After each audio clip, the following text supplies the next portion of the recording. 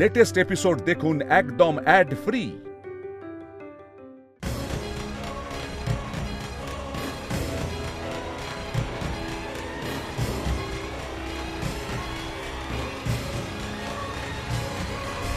জয় মা দুর্গা মা, জয় মা দুর্গা মা। এ কি, ইনি এখানে কি করে এলেন? আমায় এনাকে আটকাতেই হবে। জয় মা দুর্গা মা, জয় মা দুর্গা মা। দাঁড়ান!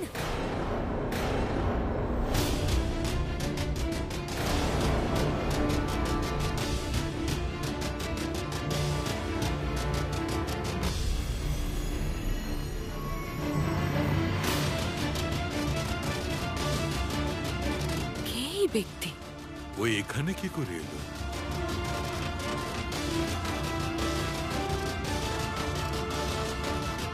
গদা!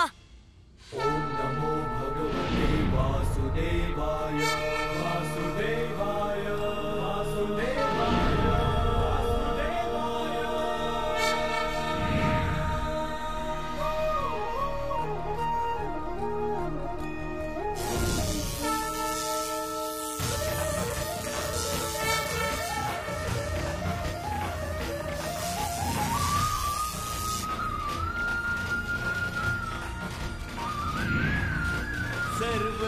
सर्वलोकैकनाथम्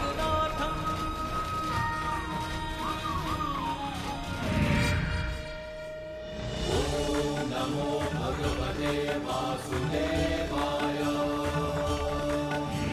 नारायणाय विद्महे वासुदेवाय धीमहि, पद्मनाभाय धीमहि तन्नो विष्णु प्रचोदयात्। नारायणाय विद्महे वासुदेवाय धीमहि, पद्मनाभाय धीमहि तन्नो विष्णु प्रचोदयात्।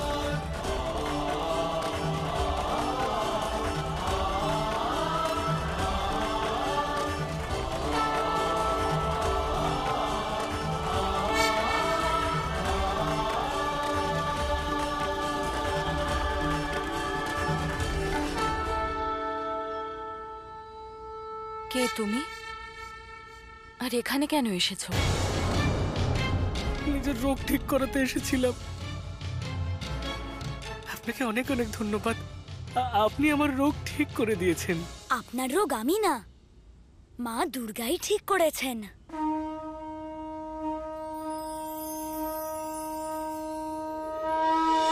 তুমি হাড়ের মালা পরে কেন পুজোয় এসেছো? তুমি কি জানো না হাড়ের মালা একটি অপবিত্র বস্তু, যেটা পরে ব্রত অথবা পুজোয় এলে পুজো ভঙ্গ হয়ে যায় আর ব্রত খণ্ডিত হয়ে যায়। পূজা আর ধর্মের ব্যাপারে আমি কিচ্ছু জানি না। উনি তো আমায় এটাই বলেছিলেন যে আপনার পুজোয় যদি আমি হাড়ের মালা পরে যাই তাহলে আমার এই রোগ ঠিক হয়ে যাবে। তোমাকে কে সব বলেছে? কে বলেছে তোমাকে এখানে আসতে?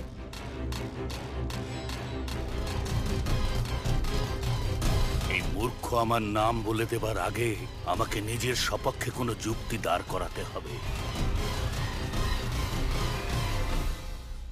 আমি ওকে পাঠিয়েছিলাম এখানে।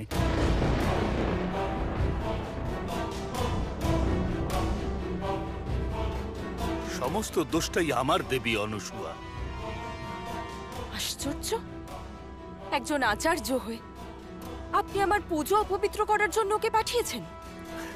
না না দেবী অনুসূয়া, পুজো অপবিত্র করবার জন্য ওকে পাঠাইনি আমি। পাঠিয়েছিলাম এই অসাধারণ পুজোটা দেখবার জন্য। আপনি কি আমার গৃহকে আর আমার গৃহের এই দুর্গা পুজোকে অসাধারণ মনে করেন?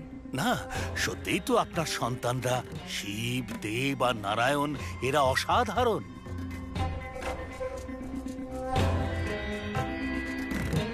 তার চাইতেও বেশি অসাধারণ হলো ওনাদের শক্তিপুঞ্জ দ্বারা নির্মিত শক্তিকে ওনারাই পুজো করছেন। সেই জন্যই আমার মনে হয়েছে যে ওর রোগ নিবারণ এখানেই হতে পারে। নিজের পরোপকারী মনোভাবকে আমি আটকাতে পারি। আর দেখুন না, নিরাময় তো হয়েও গেল, রোগী সুস্থ হয়ে গেছে। ঋষিগোত্রী, জীবনে এই প্রথমবার আমি পুণ্যের কাজ করলাম, রোগীর রোগ নিরাময় করলাম।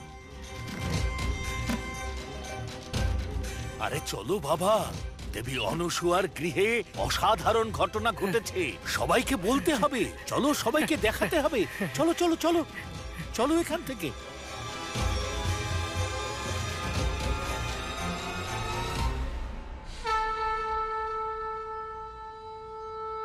মা, এই অসুস্থ মানুষের রোগ যেভাবে সেরে গেল, সেভাবেই আমার উপরও কৃপা করুন মা।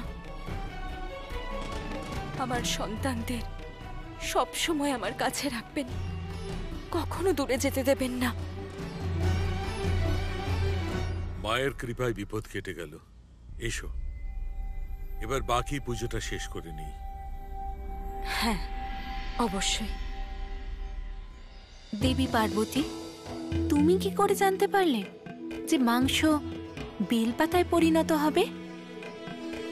কারণ এই ঘটনা প্রথমবার ঘটেনি দেবী লক্ষ্মী।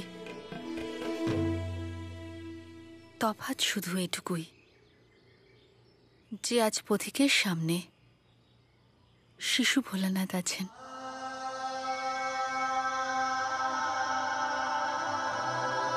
আর ওই সময় স্বয়ং মহাদেব ছিলেন। এই ঘটনা কবে ঘটেছিল? আমাদের বিবাহের পরের ঘটনা। আমরা কৈলাসে যাচ্ছিলাম।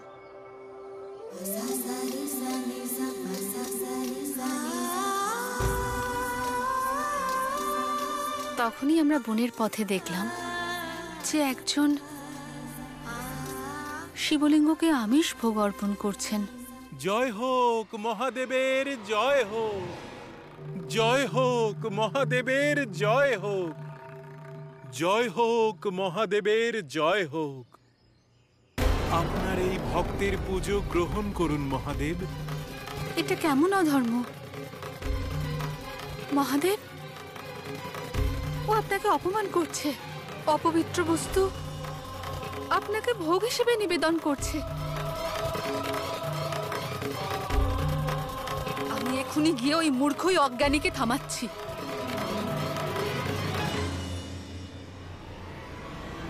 জয় মহাদেব। দাঁড়াও, এই অধর্ম করো না। তুমি পবিত্র শিবলিঙ্গকে অপবিত্র বস্তু নিবেদন করছো। কিন্তু দেবী, এই পবিত্র আর অপবিত্র কাকে বলে? সবকিছু তো মহাদেবেরই সৃষ্টি। এই সংসারে এমন কোন বস্তু আছে যার মধ্যে স্বয়ং শিব বিরাজ করেন না? সবাইকে সবকিছু শিবই তো দিয়েছেন, আর শিব আমাকে যা কিছু দিয়েছেন আমি তো সেটাই ওনাকে অর্পণ করছি। জয় মহাদেব। এটা অনুচিত, অধর্ম, অপরাধ। শিবলিঙ্গকে আমিষ নিবেদন করতে নেই। বেলপাতা, দুধ, দই, গঙ্গা জলের মতন পবিত্র জিনিস নিবেদন করতে হয়। আর নিবেদন করার সময় শিবের মন্ত্র ওং নমঃ শিবায় মন্ত্র জপ করা হয়। ক্ষমা করবেন দেবী, আমি মন্ত্র জানি না, এমনকি পুজোর কোনো নিয়ম কানুনও আমি জানি না। আমাকে আমার আরাধ্যের পুজো করতে দিন দেবী। আমার পুজোয় এরকম ভাবে বাধা দিয়ে আমার মহাদেবের অপমান করবেন না। জয় এভাবে হয় না ভোলানাথ। মহাদেবের পুজো। উনি কখনো গ্রহণ করবেন না তোমার পুজো, আর তুমি পাপের ভাগীদার হবে।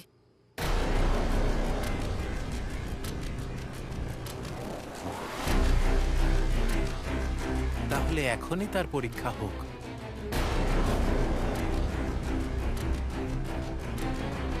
শুনলেন মহাদেব এই দেবীর কথা? উনি বলছেন যে আপনি নাকি আপনার এই ভক্তের এই পুজো কিছুতেই গ্রহণ করবেন না। কিন্তু আমি এটা বিশ্বাস করি যে আপনি আপনার ভক্তের সঙ্গে এরকম ব্যবহার করবেন না।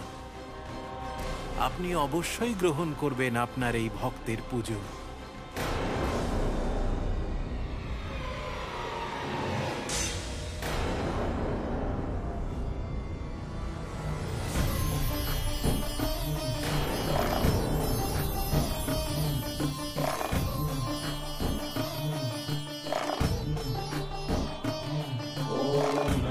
জয় হোক মহাদেবের, জয় হোক। দেখলেন দেবী আপনি আমার মহাদেবের মহানুভবতা? তাহলে দেবী, যখন আমার মহাদেব নিজে তার এই ভক্তের পুজো স্বীকার করছেন, ওনার যখন কোনো আপত্তি নেই, তখন আপনি কেন আপত্তি করছেন দেবী?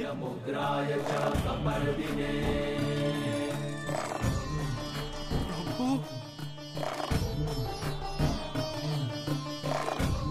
মহাদেব, আজ আপনি আমার পুজোয় সন্তুষ্ট হয়ে আমায় দর্শন দিলেন মহাদেব। জয় হোক মহাদেবের, জয় হোক। ওঠো পথিক।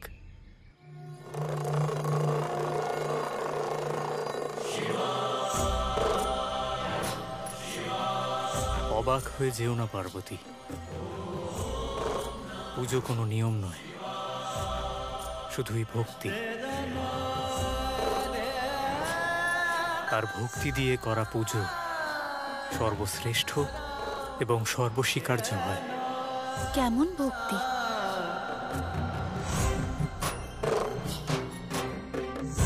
সৃষ্টিতে সবই নশ্বর, তার ভক্তি দেহ, সম্পর্ক, সংস্কৃতি, সম্প্রীতি,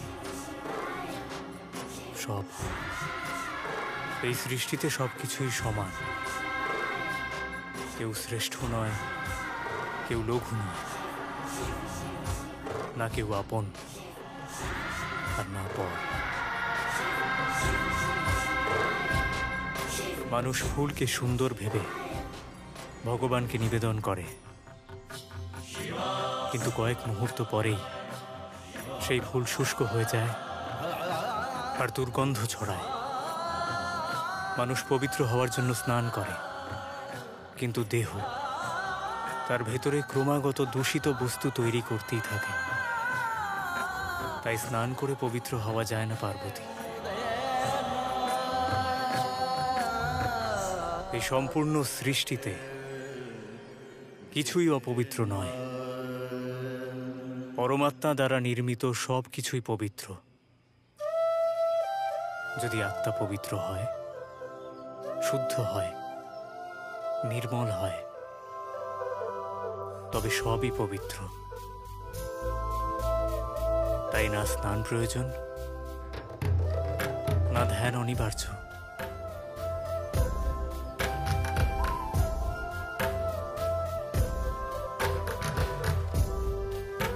আজ আমার এই অন্তর্জ্ঞান লাভ হলো যে সত্যিকারের ভক্তি আর সমর্পণের মন নিয়ে করা পুজোই একমাত্র পবিত্র।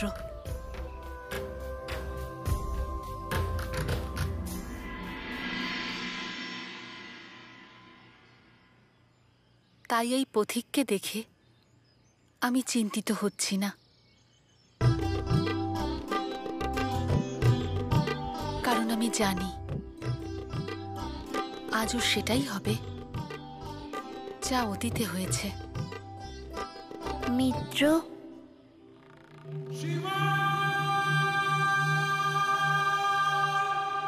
এবার আপনাকে শীঘ্র যেতে হবে, পুজোর জন্য বিলম্ব হচ্ছে। তারকাসুরের জয়! তারকাসুরের জয়! তারকাসুরের জয়! তারকাসুরের জয়! তারকাসুরের জয়! তারকাসুরের জয়!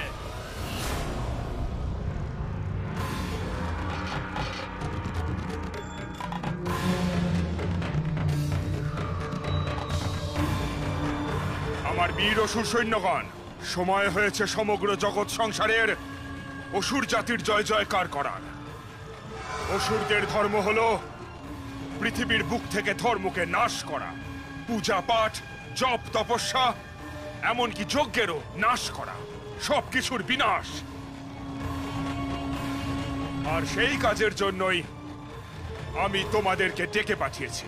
আদেশ দিন মহারাজ। দেবী পার্বতীর গৃহে শিশু ভোলানাথ মহাদেবের স্বরূপ পাওয়ার জন্য নবরাত্রির পুজো করছে। সেই পুজো তোমাদের ব্যর্থ করতে হবে। পুজো ব্যর্থ হলেই মহাদেব হওয়ার প্রক্রিয়াও ব্যর্থ হবে। তাই যাও, গিয়ে ওই পুজোস্থলে হাড়ের বর্ষণ শুরু করো, যাতে ওর পুজো অপবিত্র হয়ে যায়, যাতে আমার অমরত্বের উপর আসা সংকট চিরদিনের মতো সমাপ্ত হয়ে যায়। ত্রিলোক বিজেতা অসুররাজ তারকাসুরের আদেশ পালন হোক। ত্রিলোক বিজেতা তারকাসুরের জয়। অজমুখী, বলো দাদা। বিজয় উল্লাসের প্রস্তুতি শুরু করো। অবশ্যই। কিন্তু দাদা, তুমি যত ইচ্ছে সেনা পাঠাও না কেন, তোমার মূল উদ্দেশ্য তোমার এই বিচক্ষণ বনি পূর্ণ করবে।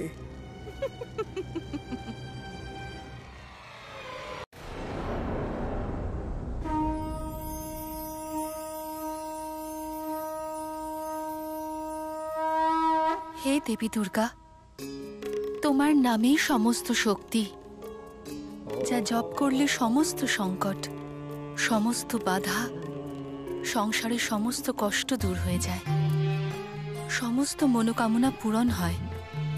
তাই তোমার কাছে একটাই প্রার্থনা মা, আমার পুজোকে নির্বিঘ্নে পূরণ করো, আর শিশু ভোলানাথকে মহাদেবের রূপ ফিরিয়ে দিও।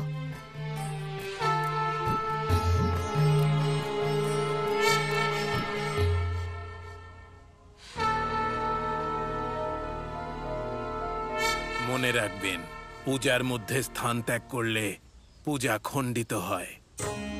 সেই জন্য আপনাদের দুজনের পূজা শেষ না হওয়া পর্যন্ত আসন ত্যাগ করা চলবে না। আসুন এবার মায়ের ধ্যান শুরু করি।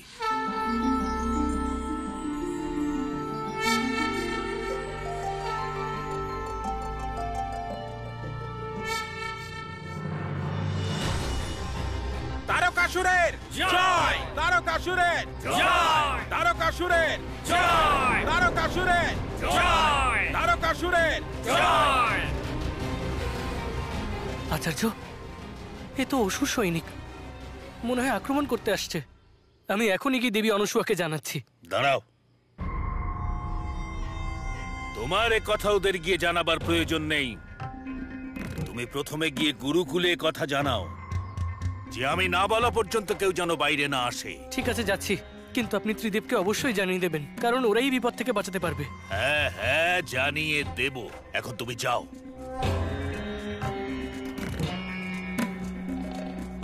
আমি ওদের উপর লক্ষ্য রাখি। এটাই একমাত্র মাধ্যম তারকাসুরের কাছে পৌঁছানোর। আর অন্ধক চলে যাবার পর এই নিঃসঙ্গ দণ্ডপাণির শক্তিশালী হয়ে উঠবার এটাই সুযোগ। আর যখন আমি শক্তিশালী হয়ে উঠব, তখনই তো অহংকার ভাঙবই দেবী অনুসুয়ার, আর অসুররাজ স্থাপন করব ওই গুরুকুলে।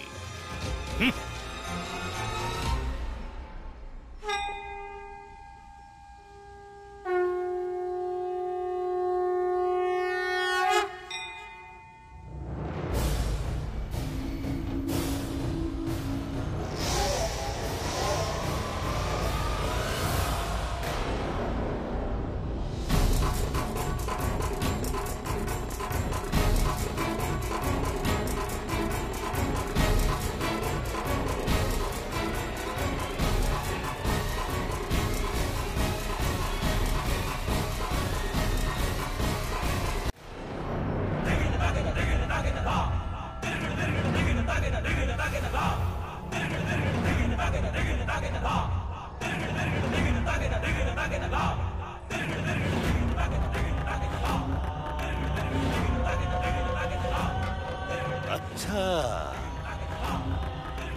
এখানে এসেছো শিশু ভোলানাথের পুজো ভঙ্গ করতে? শিশু ভোলানাথ, আজ তো হবেই তোমার পুজো অপবিত্র।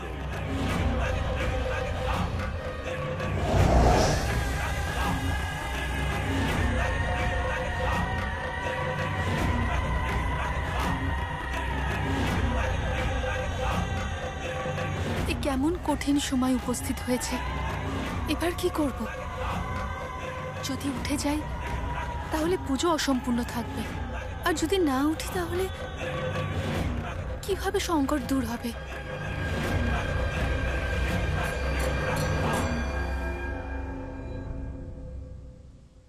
হে মহিষাসুর মর্দিনী দুর্গা, শিবের পুজো যাতে নির্বিঘ্নে সম্পন্ন হয় তার জন্য আপনাকেই কোনো পথ খুঁজে বের করতে হবে। অসুরদের বিনাশ করতে হবে।